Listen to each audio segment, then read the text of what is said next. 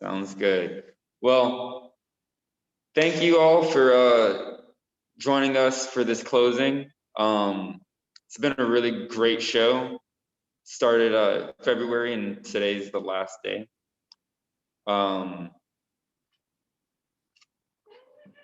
Wait, did you say something, Michelle? Oh, I did. I have record on.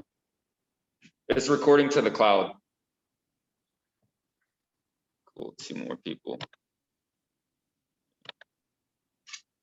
So I wanted to create something a little different for our closing, and thanks to the help of Ricardo, we could actualize it. The work in the show is super colorful and just very vibrant and intense, and I wanted to make a platform to where other artists could speak about it, almost like a creative critique in a way, how another artist would see someone else's work, and then kind of what's the word I'm looking for? Describe it in their own creative way. So I invited 2 poets, one of which is actually Ricardo's cousin, Henry Jones. Very happy to have him on. And then an educator here in Houston, Martha De La Paz. And now I'd like to pass it on to Ricardo if you'd like to say anything. Hello, everybody. I hope all is well in whatever neck of the woods you reside in. Thank you for being here. It is an honor and a pleasure to, one, do this exhibit and to have the exhibit at the Community Artists Collective. So special thanks to you, Miles, and to Michelle Barnes, Terry St. John, to Denise Lopez, and also to Shannon Teasley, who, and everyone that's at the collective. Thank you for allowing this exhibit to be hosted there. It has just been a wonderful ride the entire time. And thank you to Henry and to you, Martha, for being part of today's festivities. The show is about what's been going on. I mean, I think the work speaks for itself. I really just like to go very deeply into explaining what I do. I think that anybody that goes to any of my images, no matter what the theme is or the idea of the works are, they come away with a very distinctive narrative on their own terms of what they see. So that's all I can really say about the work, is that it's really connected to what we've all been experiencing, both medically and socially for the past, let's say, a year and then some. And that's it. I look forward to hearing what Henry and Martha bring to today's closing. And this exhibit will also be on thecollective.org for how many more weeks, Miles? So the 3D exhibit will be on our website indefinitely. Anyone that has not been able to make it to the show physically will always have access to the show via our website. The work itself will be here for an extended 2 weeks for anyone interested to come in and check it out and like really get your eyes on it. It won't be on the walls, but through private viewing. But for the next 2 weeks, the work will still be in the space, but the 3D exhibit will be up indefinitely. Okay, lovely. Yeah. So I wanted to start with Martha, but first I would like Martha to introduce yourself. Let me unmute you real quick, because I want to know a little bit about you too. Like I know you're a poet, but you're also an educator, correct? Yes. Hi, everyone. Yeah, I'm a teacher. I've been a teacher for, this is my 21st year, so just got started. And, but thank you. First of all, thank you for having me. And congratulations, Ricardo, on your always amazing show. So I hope everyone's doing well. And yeah, I'm excited. I'm, again, grateful for being here. So, and what an honor to join space with another great poet. So we haven't had the pleasure of meeting, but thank you for sharing this space. So That's what it's here for. Platform for everyone. What I have the images of the pieces you wanted to write about. Which was the first one? The first one that I'm going to be, reading for or about is the 846, which is George Floyd. Yes, sir. And that piece or that poem or spoken word, I wrote it back in May of 2020.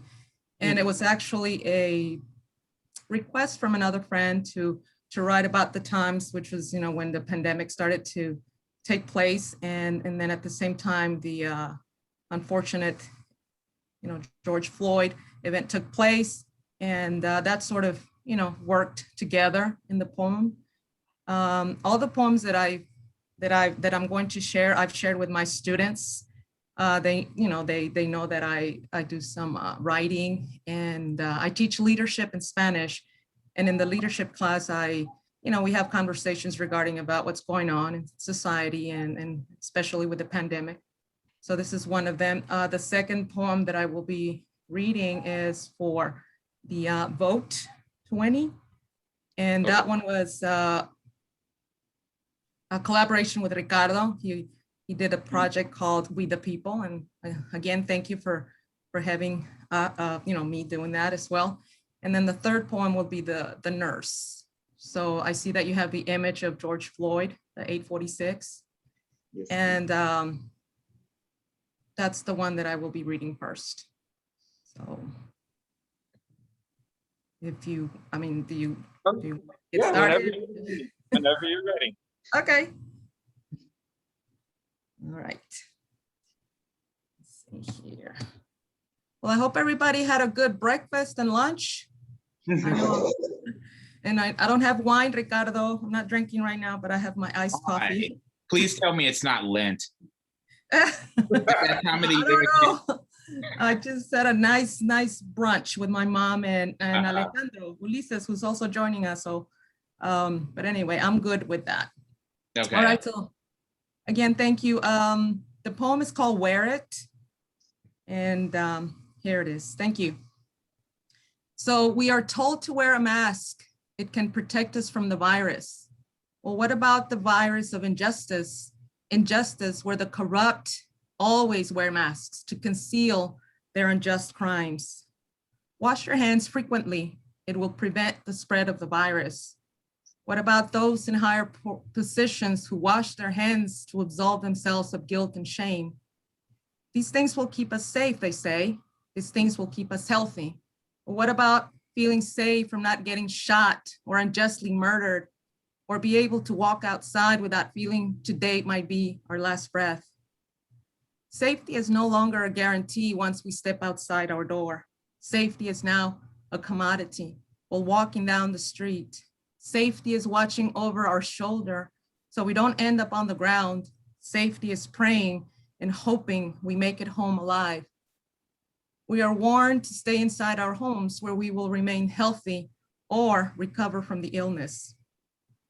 But what about the illness of believing someone else's life is not worth saving?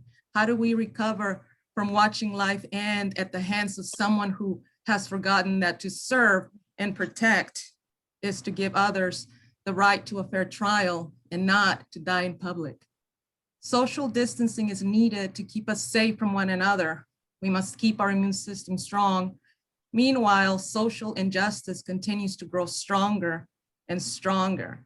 It's making us speak, shout louder, more powerful, to have to join our voices all together to fight against this sickening power. Wear it to protect you. Wear it to protect others, wear it to protect all, wear it to protect each other. It will take a long time for a cure to come and fight this virus, but it will come. It will take forever, it seems, for the justice system to protect us all. We will continue to fight for our well-being. We must continue to gather in mind and masses. Someday, we hope the justice system will be a system of justice. Until then, the system just is. For now, we wear it. For now, we breathe.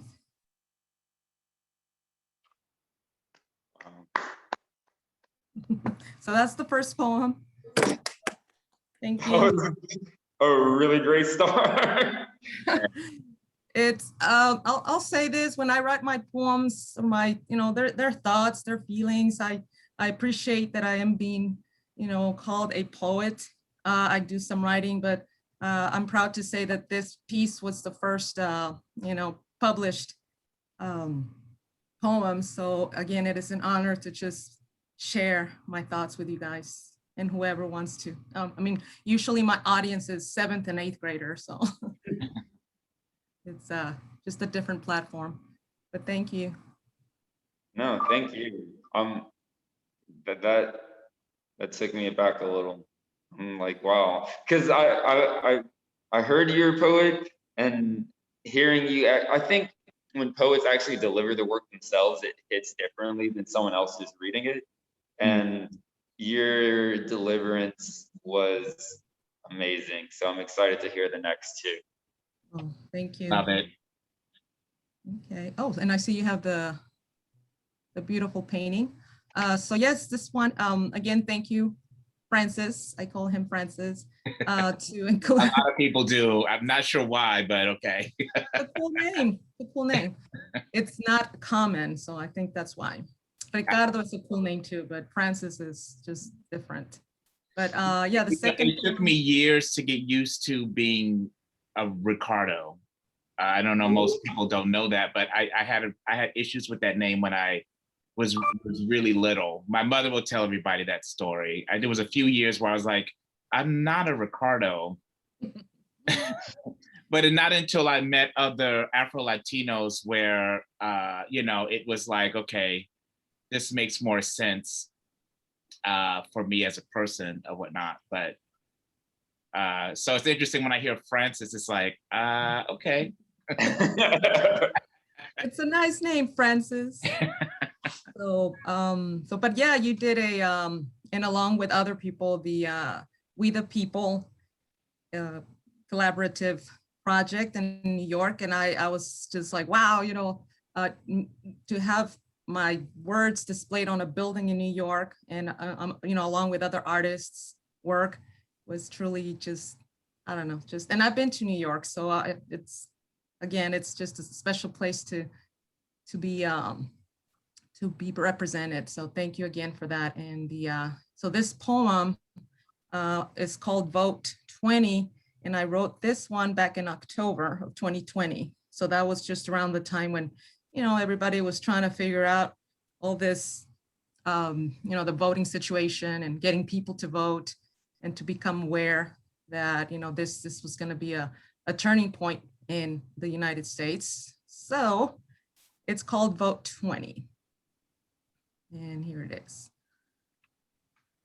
So cover up our mouth, it will keep us healthy, but how can we recover our voices now when we most need it? How can we recover our ground in neighborhoods where bodies are found lifeless? A mask will avoid a virus from entering our system. A mask may protect our health, possibly prevent a worse illness. But the masking of the truth and the masking of our future's calling will prevent movement, will prevent progress, will prevent the gaining of health and wealth in our communities and our cities. So today, yes, wear the mask to protect ourselves. Yes, wear the mask against what may cause sickness, even death. However, tomorrow, and that was the day of, voting literally, let us all unmask our voices and vote, unveil our words from within us, unleash the power we have to create change and to bring unity to a corrupt system, a system that carries no immunity to protect all who seek justice for our brothers and sisters who fall into the wrong hands when faced with fear, uncalled cruelty, and uncertainty. Let's unmask our collective voice. Let it be present. Let it be heard. For soon we will make a choice to create a better way of protection from the silent pain brought upon us by the illness of hate, lack of empathy, and cruelty to our humanity. Vote as if our breath depends on it. Together in power, together we speak, together we vote, together we win. Thank you. Yay. Can I point out something? So both Martha and Henry in today's event, they were both in the We the People project in New York. And the project started out as a conversation between myself and Leonidas Rosa Molinar, who owns Leonidas Arts New York, which I'm gallery director for. And I just was frustrated with what I was seeing on TV politically. Just every day, it's the same thing. And we all know who this ex-president was and whatnot. So kind of as a dare, he said, do something about it. So therefore, that project was born from that. And it was meant to be at first just a online project. And there was going to be some, some video and this and the other. And almost towards the last phase of the project, I thought it would be interesting to have the selections of the project projected on a building or buildings in the New York City area. And I worked with my friend Gene Sonderand, who is with Archive Culture, and he does all of that stuff, whatnot. And he instantly thought it was a great idea, spoke to his colleagues, and boom, I was able to project Henry's images and Martha's words on, I forget the name of the building, but it's right where Citibank is on 14th Street in Union Square, right above it. And it's the perfect building because it has a cement side. So especially at night, it's easy for, like, say, a very colorful image to be shown without restraint or any issue or whatnot, unlike other buildings which may be glass or may be made of something that doesn't reflect very well or whatnot, tones or what so have you. But it's an honor to have them both in this event again today, and it was an honor working with both of you all last year. Thank you. Awesome. Yes, thank you. I was gonna say too, if there's a link for that, it would be on Leonidas' website, Leonidas Arts website. No, the show is down now. It was up for a couple of months actually, but things like that have to be paid for. Yeah. And we moved on to other things and what so have you. But I want to also put this out there. So some people have been trying to reach Leo, and he's currently in the hospital. I think some people are aware of that, and I want everyone to know that he's considerably doing a lot better. He was in an induced coma for about close to a week already, and he's pulling around. So it's not COVID related. We're still trying to wait and see exactly what the cause of it was. Pneumonia was part of the problem, but he's slowly but surely getting better, and he would definitely be here as he usually is. But I just wanted to let everyone know that he's doing a lot better than before. That's good. Thank you for letting us know too. Sure. The third poem was on the nurse, correct? Yes, it is. Okay. Beautiful, beautiful, by the way. Hi, Francis. So this one, I'll be honest, I wrote it back, well, not back, but in March. We're still in March. So this one it's pretty fresh, pretty, new. And I'll say this, I'm a big fan. I don't know, this is gonna tell you what my age is pretty much, but I love the show ER, which was a 15 series or 15 years show on everything that goes on around an emergency room. And I always thought, and I still think, that nurses are the most essential and most powerful humans in a hospital, because those are they're the first ones that come across your life, if you ever end up in the hospital for whatever reason. And I hope that Mr. Leo is doing well, and I'm hoping that, yeah, he's in good hands, good nurses. He is, and I will say nurses tend to know more than doctors do any day. Absolutely. They really do, and I believe are not given the recognition and honor that they should be given. They really do save people's lives, and especially during with all that's been going on right now. Mm-hmm. They are unsung heroes in the pandemic, and so anytime a nurse is mentioned, no matter what, I definitely listen and hear. I want to hear, because I'm sure that there is a story of definite heroism that's there. Mm-hmm. Yeah, absolutely. Yeah. They well, I mean, that not only do they heal you, but they, physically, but emotionally, spiritually, they're there for you to just to feel safe. And so this poem was also, I would say, inspired back in, gosh, I don't want to misquote the date, but there was a big crash up in the Dallas area. And recently, the freeze, yeah, right? Yes.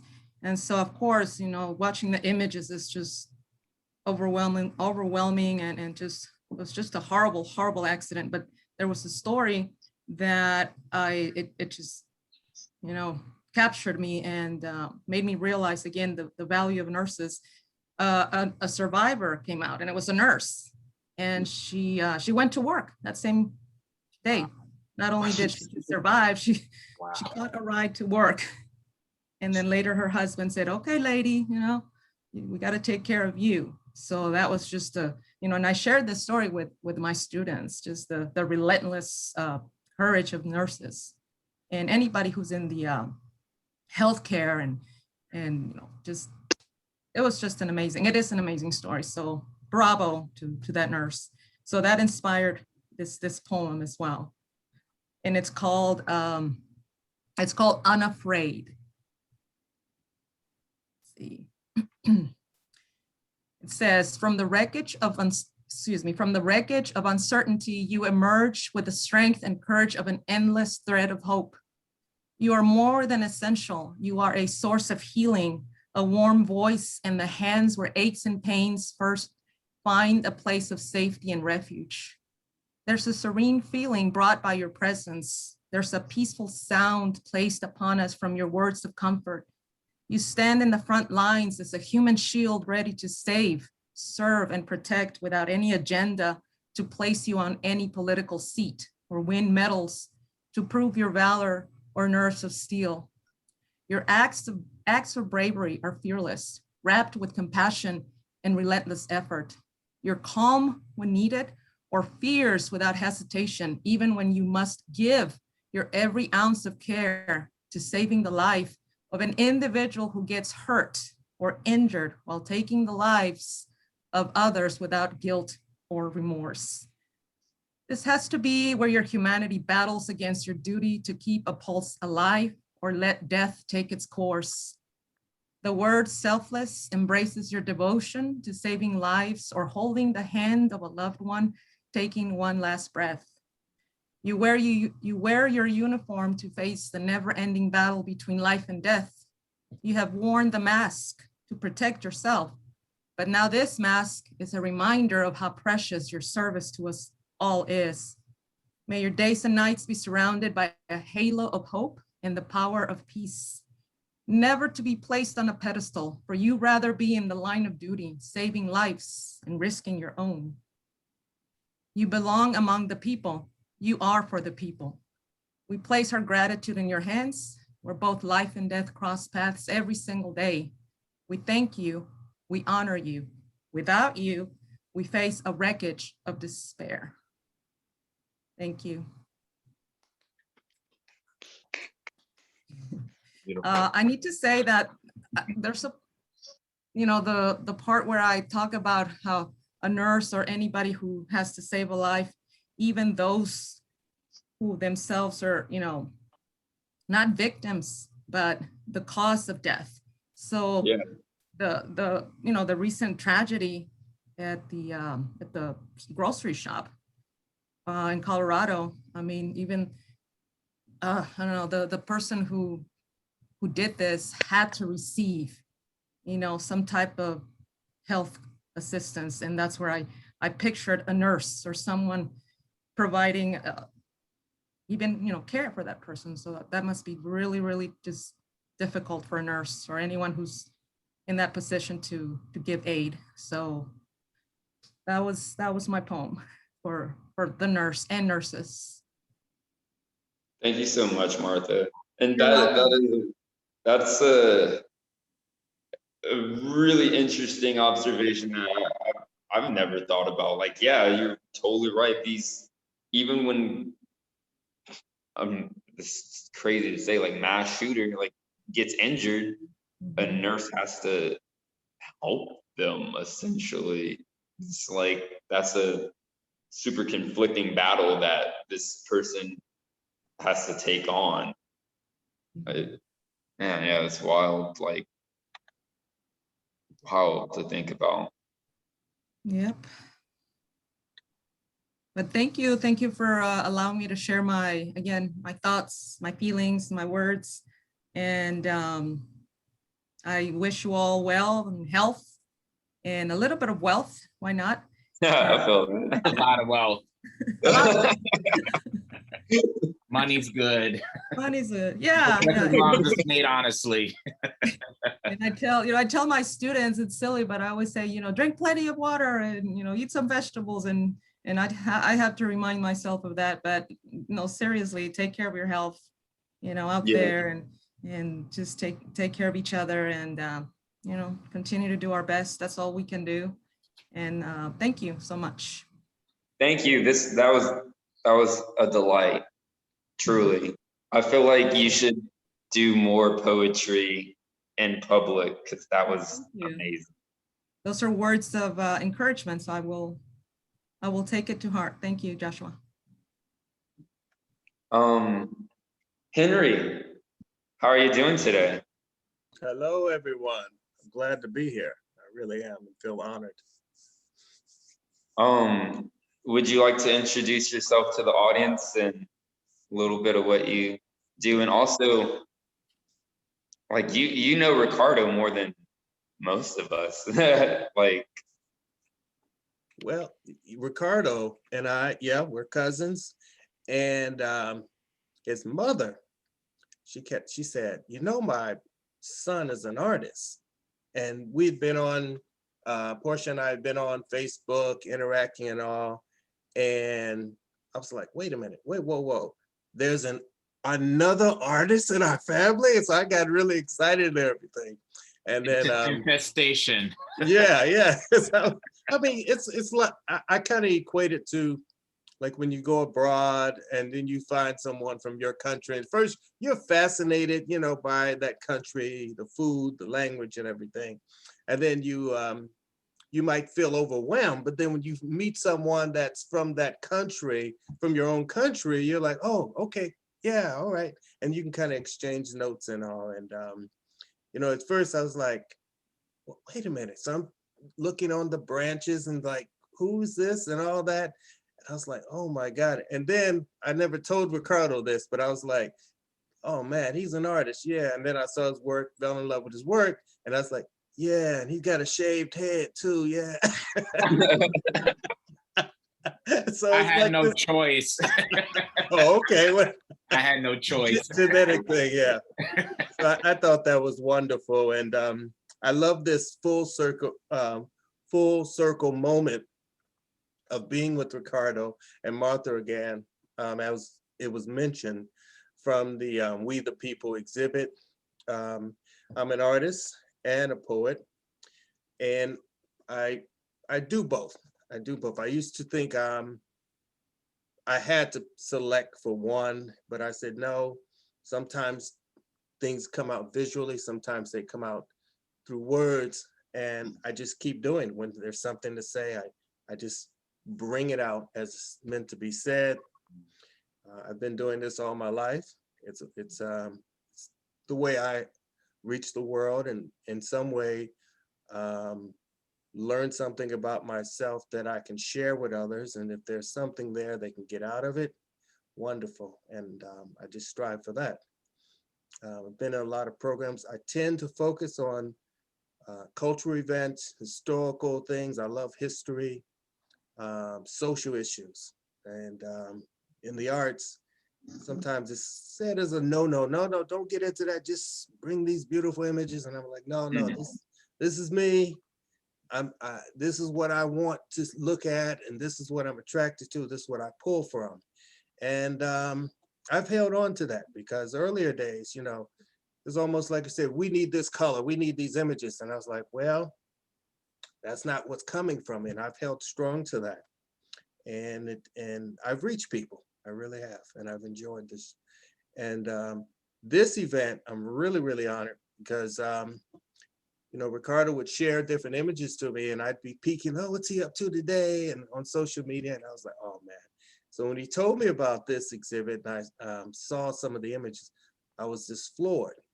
I hope you enjoy some of the poems I've written in response to them. Some of them overlap with Martha's, just a few overlap with some of Martha's selection, but I think you're going to get a different perspective. And I think that's the beauty of the arts. This is the beauty. So let's see here. I'd like to start with the first one here.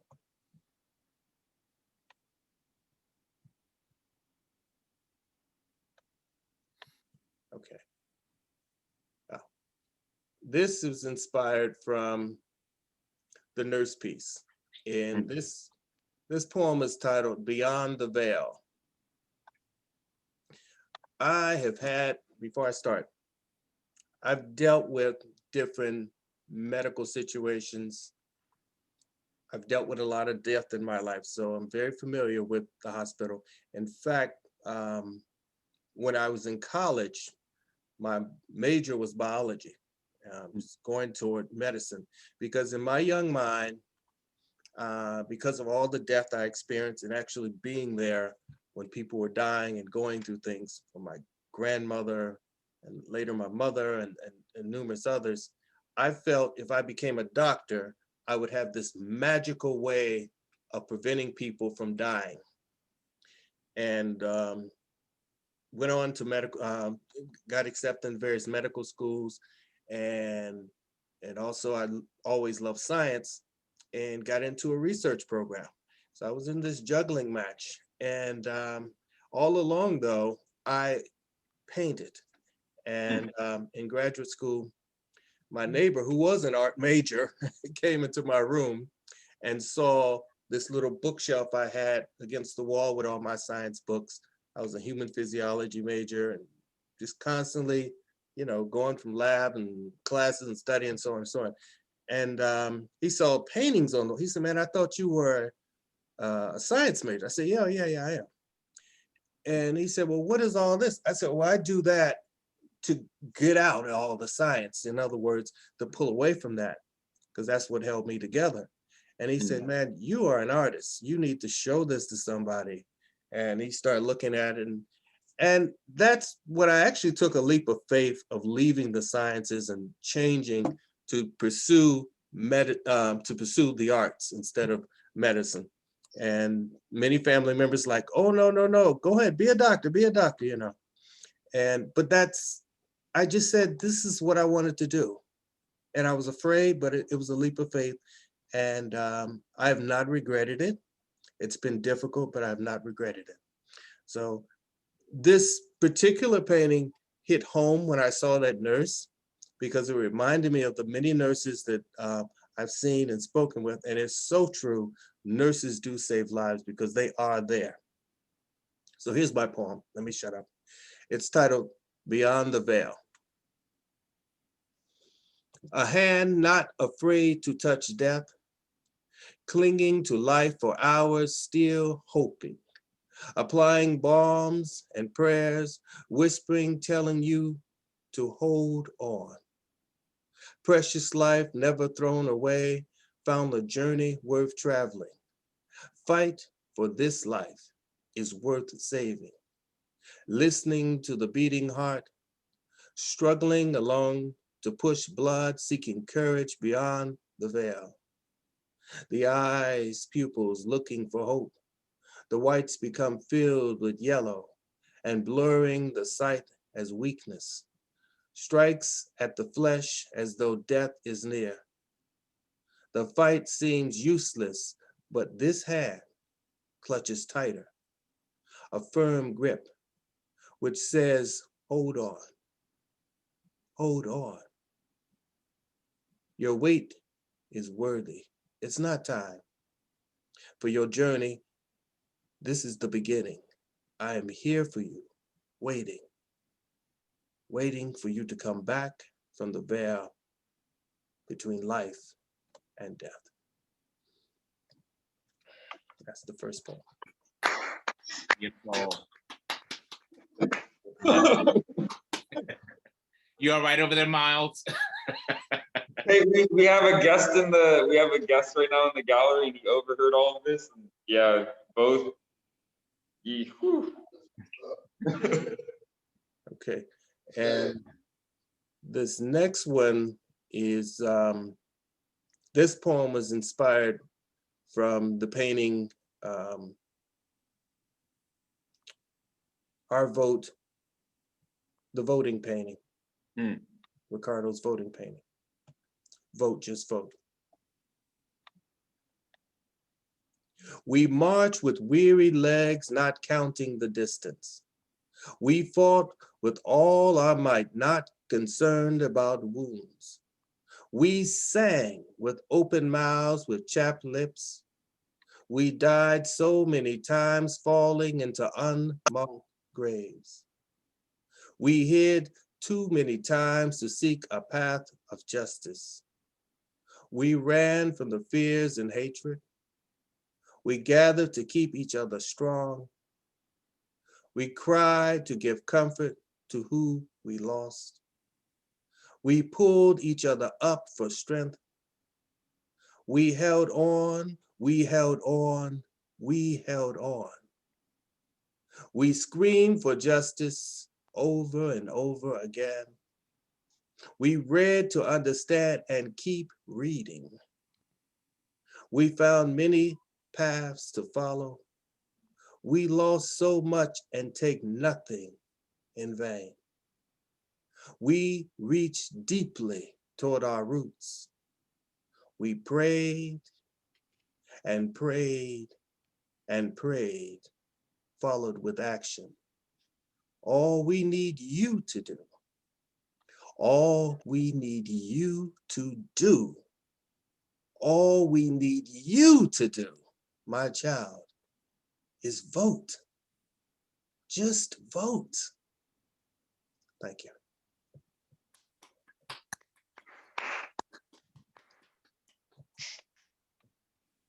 Okay.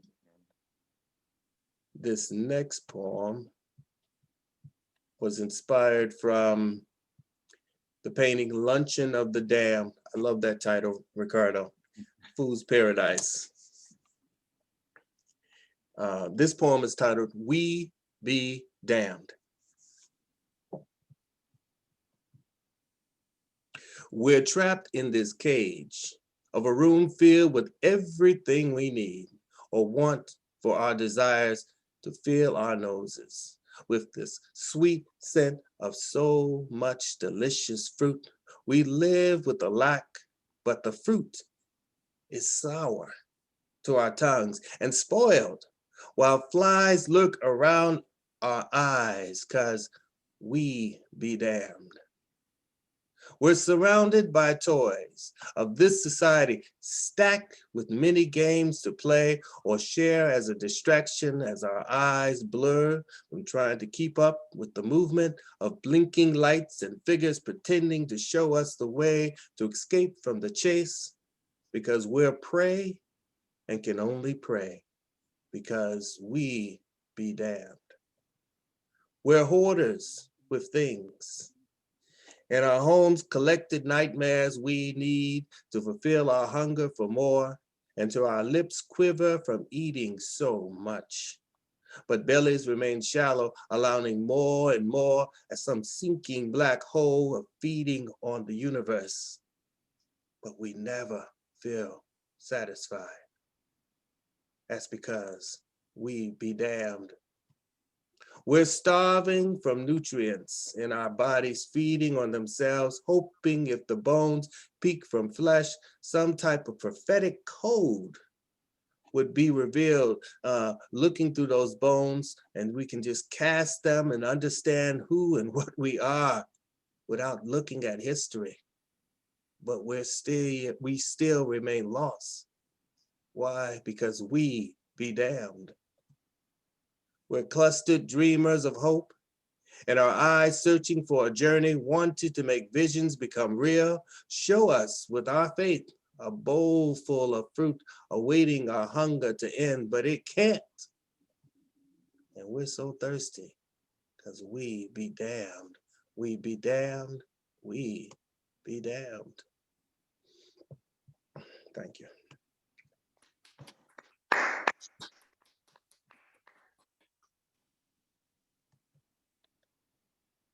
This next poem was entitled from the painting Ready for the World.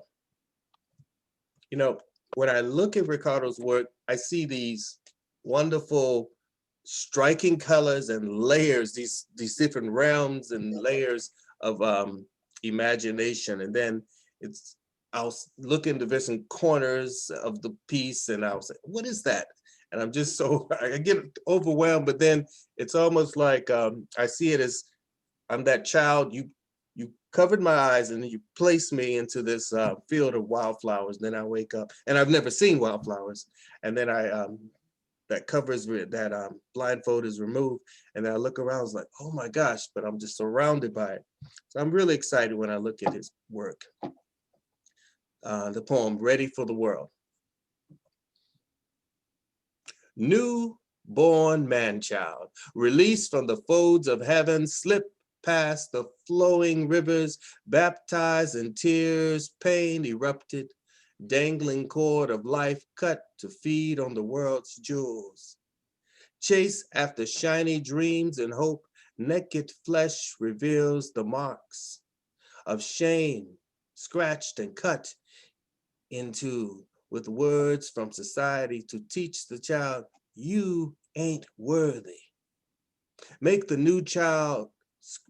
newborn scream until nothing is heard but this trapped silence and hatred for mirrored reflections of self, seeking a balm for many cuts which don't seem to heal.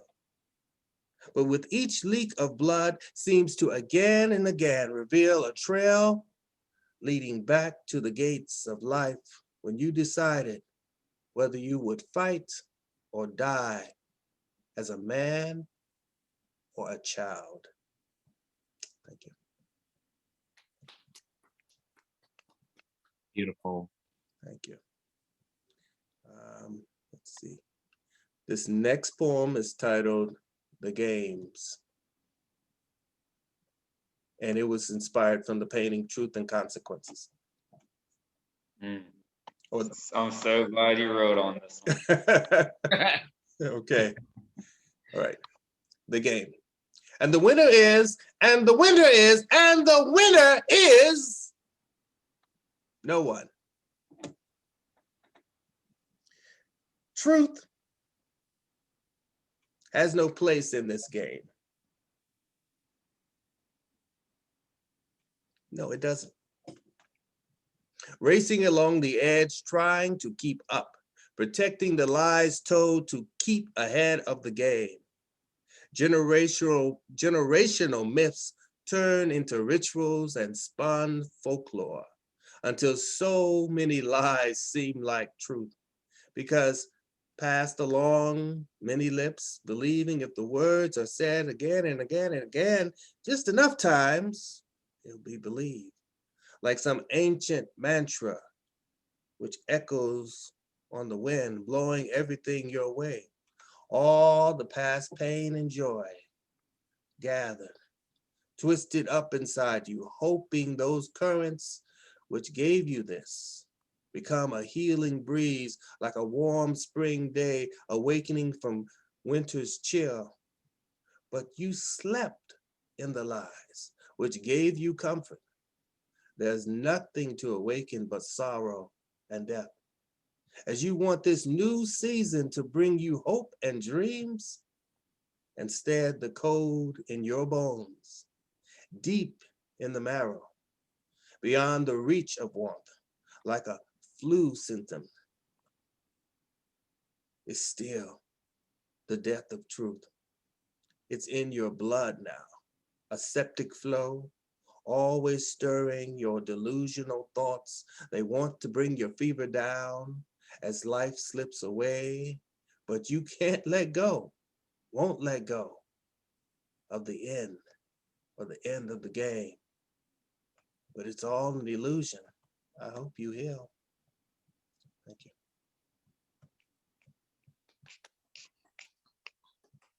And I believe this is the last one. Ready for the world, we be down 1, 2, 3, 4, 5. That was it. I'm sorry. Oh, you're good. Beautiful. Thank you. Thank you for listening. Y'all Oh, both. I'm sorry. That what's is up? not it. There's one more. Yes, the Brianna piece. I'm sorry. Yay. Okay, this Bring is it the on. Brianna piece. Yes. I wrote a piece about Brianna. Mm. And at first I said, yeah, I'll share that. I'll share that. And I said, no. Because the first piece I wrote about Brianna and recited it, and it was from the event, you know, and that whole travesty. But I looked at Ricardo's painting and I was trying to pull out something else, bring out something from his painting, using his painting as a portal to that painting versus the newspaper articles, the news footage and all that. So here's the piece. It's titled Knocks. Knocks pounded on the door like demons trying to break free. Sleeping bodies rise wondering, who's trying to break in our house? Sleepy eyes look for clarity. The new day comes closer to dreams. Her body's warm, aching from the long night. Twisted sheets cling and wrap soreness. Welcome any soothing holds for relief. Whispers of youth, sleep, my darling child. No fear. We killed the monsters in your closet. Tomorrow the new day comes closer to your dreams. Knocks at the door, louder, still banging, more. Breaking apart sings in her sweet dreams. Startled eyes widen, crusty edges, sleep cracks. Whispers from youth, awake up, it's morning. It's time to wake up and try to remember. The endless nightmares kept you stifled at night and moving about. In our eyes and hearts trying to remain at ease and not afraid to shut our eyes, see beauty and joy, peace around us.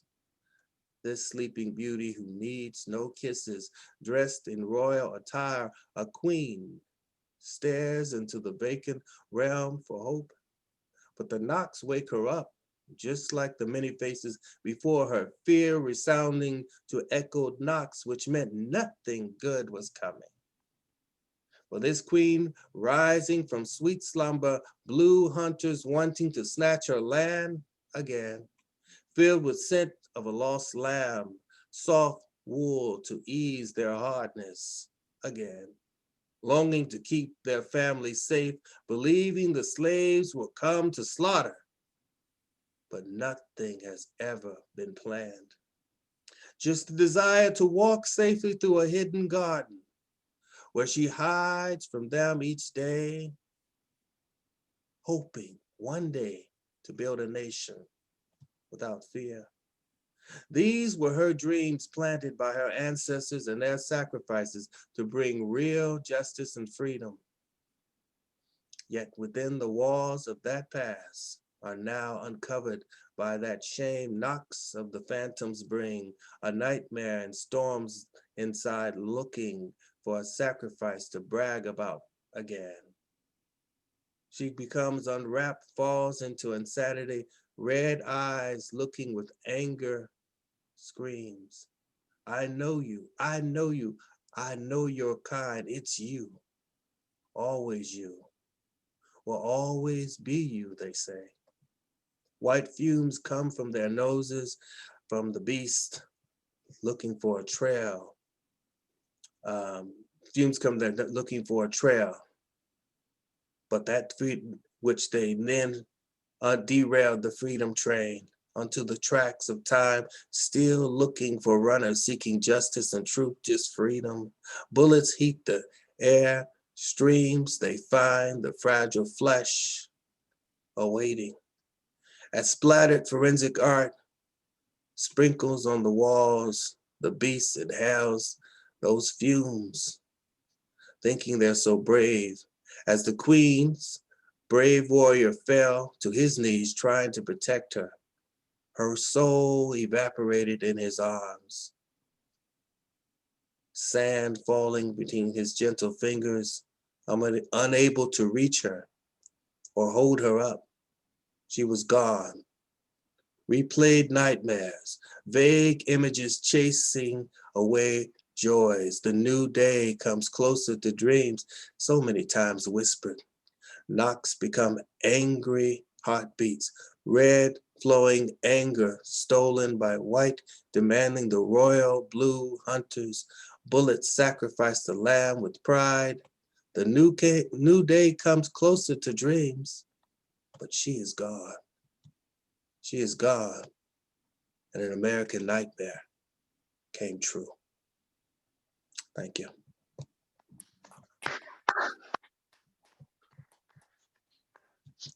Oh my God, that was moving. I wasn't supposed to cry today.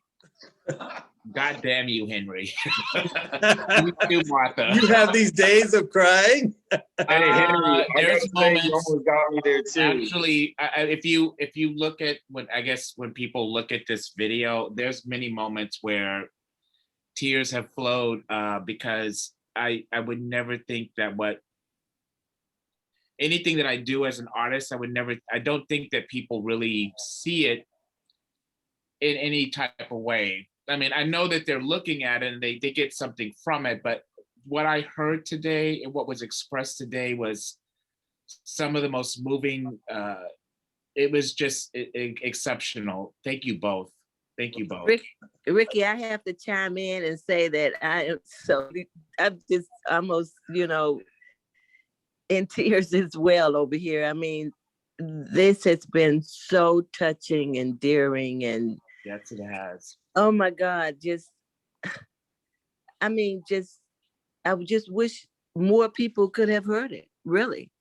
And to think that we're putting this on YouTube, so they will. Well, Martha, and I mean, I was just looking at the pictures and, listening to Martha and Henry, and I was thinking, wow, they got that out of just looking at those and I'm pictures, astounded. Yeah. And it was so touching. I am too. I am so astounded. Thank you all so much. I have truly, truly enjoyed it. I mean, I've taken Ricky to just about all of his shows when he was, growing up, and even his shows after he's been a young man. And I think this one probably has been the best that, I've truly enjoyed. So, and I'm not even there in person, This has been so touching. Thank you so much, Martha and Henry, and everybody that's a part of this today. And I thank God. Thank you, Henry, and thank you, Martha. Really, And you Martha, too, I really Joshua. oh, To both of you all. Yes. And you too, Miles. And you too, I appreciate Michelle. it. I really hope you, Henry, and Martha like continue on your artistic career. Martha, I'm serious. I really hope I get to hear more of your work. Like, I'm honored that you performed, or that you just got to perform this for us today. Really. Yeah, this is beautiful. It Thank is you. beautiful. If I may, looking at everybody, I teach 7th and 8th grade, and most people go like this, like, why? Why do you? And I say, well, why not? I mean, at one point we were all 7th and 8th graders. So with all this talent and artistry and words of wisdom, I want to just take this moment to say, thank you and congratulations again, Ricardo, but take this and share with the youth. If there's ever been a time, it's now. It's always, but now it's like they need to hear our wisdom, and you need to hear their wisdom. Trust me, there's plenty. And so just visit schools. I don't know how, the Zoom thing here is amazing at times, and it's overwhelming too, but technology can go a long way. So go back to 7th and 8th graders and even younger people, and then college or high school, because they're facing this whole world change. It's not just Texas or the United States, it's the whole world, going through this. So I just, as a teacher, as just a human being, go and encourage the kids, the young people. Yeah. And so there's wisdom there, and a lot of questions and a lot of stories and a lot of joy and a lot of sadness. Right. Yeah. There's a lot of competition for time. And I think what happens a lot is that there's not been given enough time to bring things in and kind of rationalize or even digest feelings and thoughts, because we're getting more and Yeah, more it just keeps some of hitting. Yeah, and we're just inundated with so much. It's just it is overwhelming. It is overwhelming.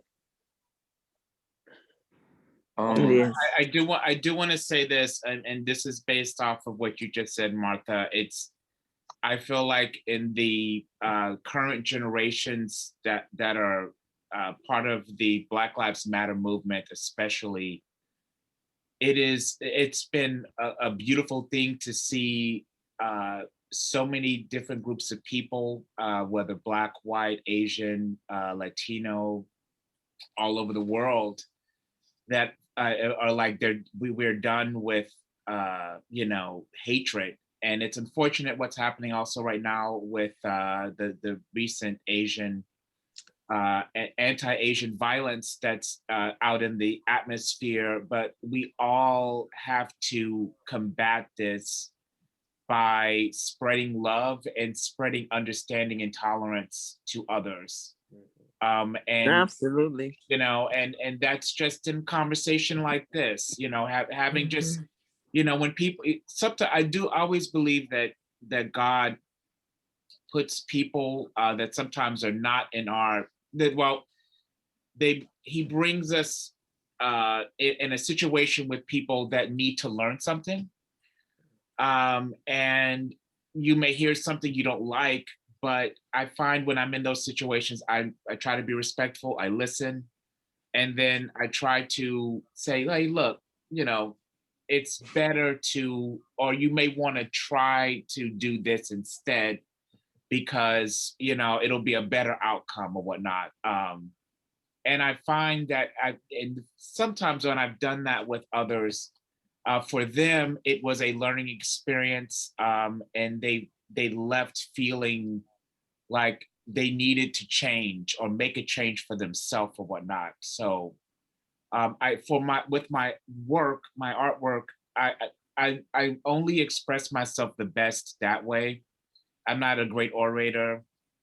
I try to be a good person, but I think with my art, I really try to say what I need to say about humanity and about where we all have the same needs, we all have the same wants, we all have the same desires, we all are equal, and we all mean something, no matter what our life paths or our identities are. And again, I don't understand why people do this to each other. If someone is not, say, your race or your, sexual identity or this and the other, no one is trying to force you to be anything that you're not. It's just a matter of people have to learn to respect each other. And my work will always be about that. And what I definitely am getting today from what the poems I heard and was so moved by is that it's the same thing about everybody respecting each other's humanity and each other's place in this existence, in this world. So thank you again. Thank you for creating this beautiful art too, Gus. Right. It's called Unconditional Love, Ricky. Mm-hmm. Yes. And until people understand the true meaning of unconditional love, then there's gonna always be conflict, Yeah. separation, division, wars, just what we're going through right now.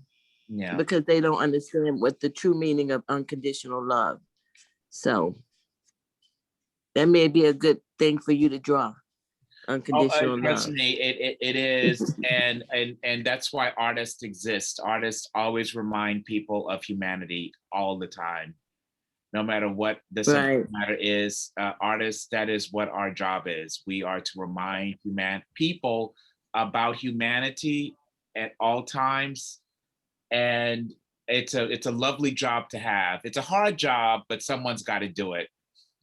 So I'm honored to be part of that brigade. That's for sure. Right. Yes. Well, thank you all for these beautiful words and just leaving me a lot to think about in general. Before I close the chat, I would like to ask, like, Ricardo, what's the rest of the year looking like for you? Any upcoming shows? I know that your show in New York is actually closing today too. It actually closes tomorrow. Oh, it closes tomorrow. Okay. So there's a show of LGBTQ artists at a space called Regular Normal NYC. That's run by a wonderful gallerist by the name of Danny Baez. He's Dominican, and during this exhibit, he now wants to work with me in his space. So I'm very honored to. We're working on me being represented by him. So that's a new chapter. Also, the 2020 show is going to come to the Art Front Galleries here in Newark, New Jersey, in May. So we're just trying to get the dates aligned or whatnot, but it'll be in downtown Newark, New Jersey. And Rafael Coelho will be the curator for this show here. It's a new space that he's developing at the present moment. And I'm working on a brand new body of work at the present moment, and I'm not going to say much about it other than it's some deep-ish. And I'll be sharing. I've been sharing already some images here and there online already, but I haven't even really shown the really intensive stuff yet. But it's coming. You'll know more details on it in the very near future. Please keep me posted, man. Well, thank you all for joining in on this. I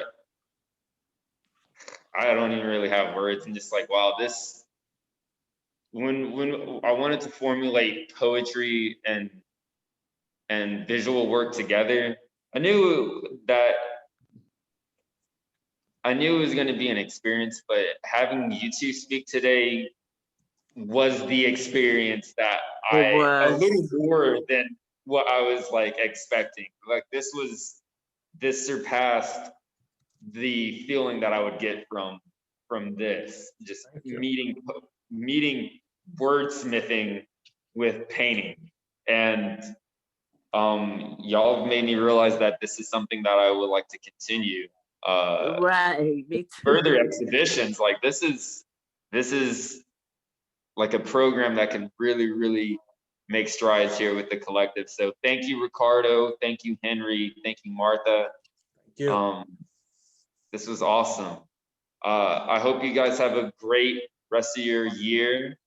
And as Martha said, I wish y'all health and a lot of wealth. Yeah, I'll end it with that. Thank y'all so much. Thank you. Does anyone Thank have you. any questions about the work or anything, or about the show before we sign off? I think it would be great to answer anything just in case anybody has any questions. Let me go back to the regular view. And you can send in any questions. You can unmute yourself if you do have any questions, and or write a question up in our chat. Yay, nay? I have a question. Yes, Martha.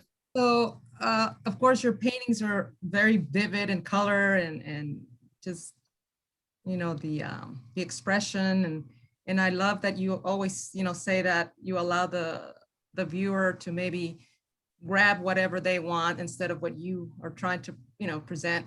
But I noticed, you know, there's like a lot of details in each painting. I noticed the being Mexican. I noticed the loteria. Cards that are in the Yeah, work. like El Soldado, La Sirena. I noticed those moments, you know. There it is. There we go. So is there a reason for that, or do you just really like the loteria? Yeah, so loteria cards came, I would say, I think I first became aware of them in the early 2000s here in New York. I was at a store in the East Village in Manhattan, and I saw them actually for the first time ever. And you know, like when you get a chill in your body, and it's like it feels like maybe it's like this is a special moment or whatnot. For me, it was like, what the hell are these? And I asked the woman who I think the store that does no longer exists, but I think she ran it with her husband at the time, and she had told me what they were. And that essentially it has two meanings. It's either tarot, it's for tarot, for predicting people's futures, or it's a playing, you play, it's like a social game. You play it with your, you know, friends and family, whatnot. And I mean, I really don't know how to play with these cards, whatnot. Many people in especially Central and South Americans and or Mexicans, they definitely know what to do with loteria cards and whatnot.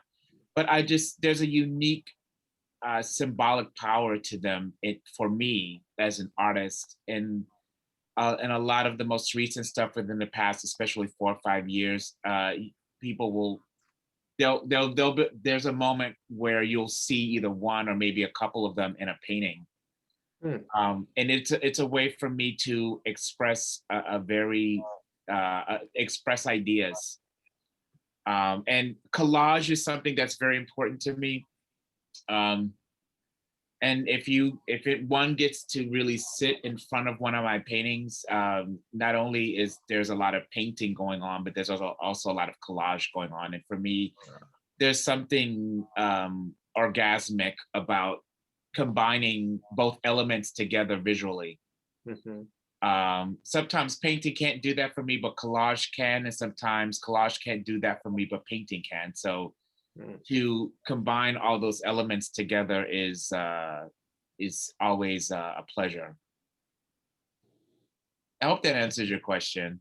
Well, yes, thank you. And it is a fun game. It's very cultural, very even at times educational, because I've used it in pre-K kinder years. Of course, there are some that are not very appropriate for little children.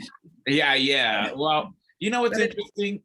Playing cards were also tarot cards. Even the regular cards with what is it? The March hearts, diamonds, the ones that Americans know or whatnot.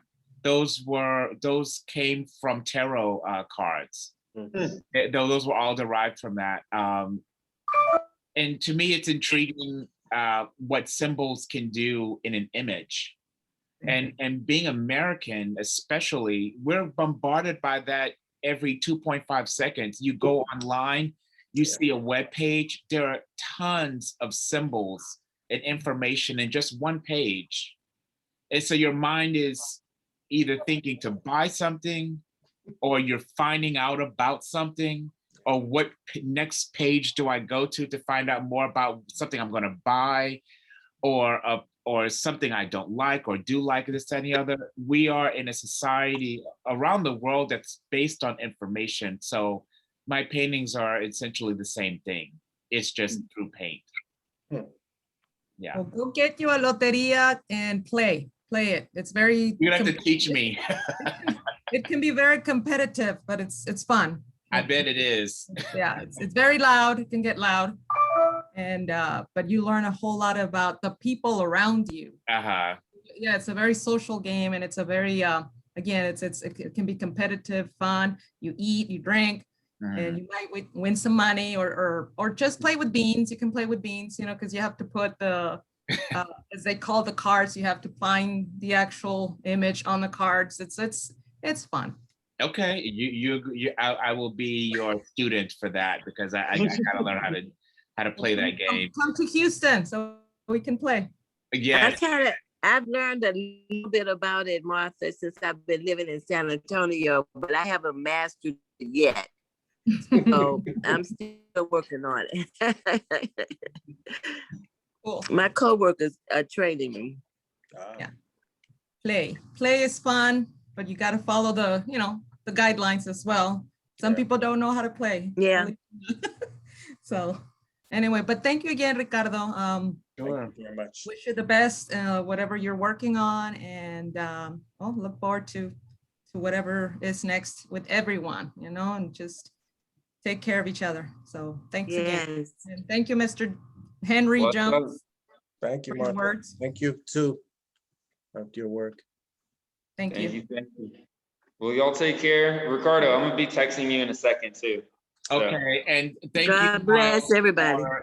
Thank you, Miles, for a wonderful job curating this exhibit. It's beautiful, and it's been a pleasure working with you, man. Really, it's been great. I hope that we continue to just be able to talk.